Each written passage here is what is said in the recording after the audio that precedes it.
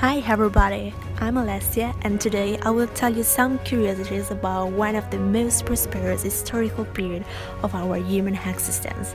Okay, so let's start. Once upon a time, no, that's boring. So, okay, the earth, our world, our huge natural patrimony, it's just something amazing. So, what about it? Starting with this fan-shaped little country, Italy. Yes, you know it exactly. That one leg that's trying to kick the ball. Oh no, that's Sicily Island, please. So, being more serious, everything started there, in that little country. Renaissance, the rebirth of literature and arts.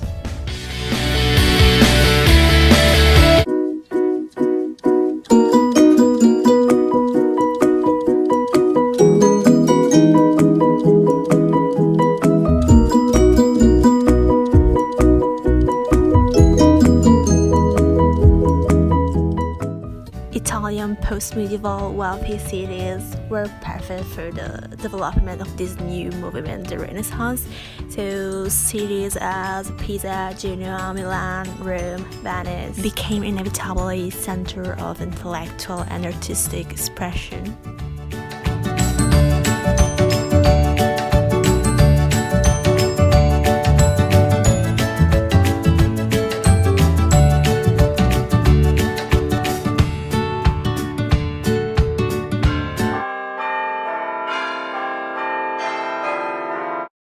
The Catholic Church, Vatican City, St. Peter Cathedral, whatever, has the total control all over Italy. Religion was a strong aspect of the Renaissance that was changing thanks to the influence of humanism, but still had a strong impact on people's thoughts and values, and in fact continued to influence literature and art. So during this short presentation, I will give you a quickly overview about Renaissance art in general and in particular about Giotto's work, so about this master painter of the 13th century. Giotto's full name was Giotto di Bondone and he was born in Vicchio village in 1267 and died Florence in 1337.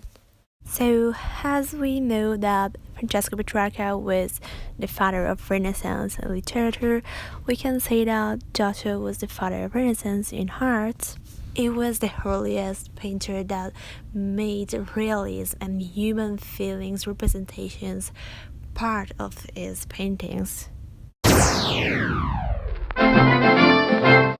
Modern days critics of art divide Giotto's works into four big groups: the Tuscany period, the Assisi period, the Rome and Naples cities period, and the Padua period. Giotto paintings are focused on a caption of the individual and the beauty and mystery of the natural world.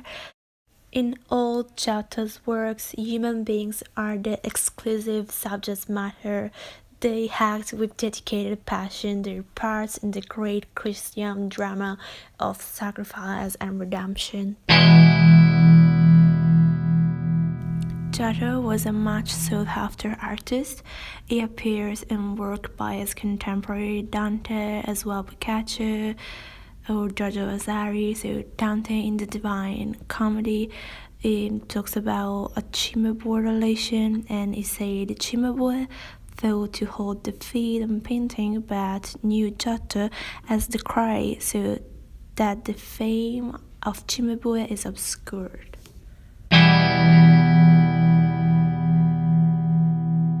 Giorgio Vasari said Giotto restored the link between art and nature, the man who broke away from the Middle Ages and unshared good modern manner. He is the father of the Renaissance, the founder of it. Giotto's really still representation of human body is something particularly and completely originally for that epoch. So his focus on emotion and natural representations of human figures will be emulated and expanded upon by successive artists.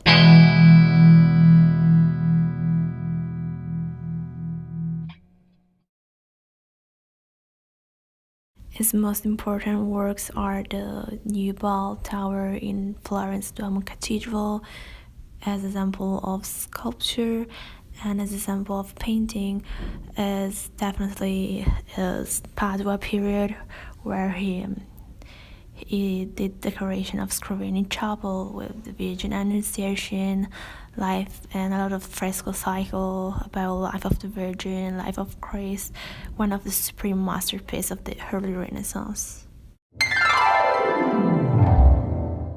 All Giotto's work were connected to a kind of religious heart of that time. So of course there was a humanist influence, is resorting of realism, he wanted to represent the real feelings of his subjects, for example the saints, but it was still deeply linked to the Catholic culture.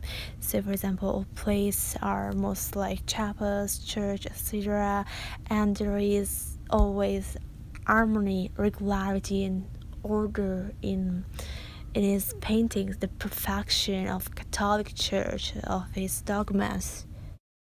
The Napoleon epoch frescoes and Navicella mosaic for Roman period and altarpiece in Vatican St. Peter are some hundreds of his really numerous works, but we're not sure about the attribution. As the Assisi problem about a cycle of 28 frescoes depicting St. Francis alive. There are a lot of legends about Giotto, about his amazing skill in drawing and a perfect O, so perfect cycles. Or other legends about his artistic education regions. So, for example, there are a lot of connection with Cimabue, that was another painter. There are a lot of stories as Giotto painted a fly in one of Cimabue's pieces so realistically that the artist tried brushing it off, or that Cimabue saw him at work and being impressed, it took him into his studio as an apprentice. So yeah, of course Giotto's work is clearly influenced by Cimabue, and so is believed to have been a pupil of the Florentine painter. So, as conclusion, we're really lucky. We have this artistic patrimony under our eyes, so we should preserve it in order to really deserve it. So, preservation of our natural beauty should be a must in our values of nowadays society. Hope you enjoyed my video and have a nice day. Thanks for watching.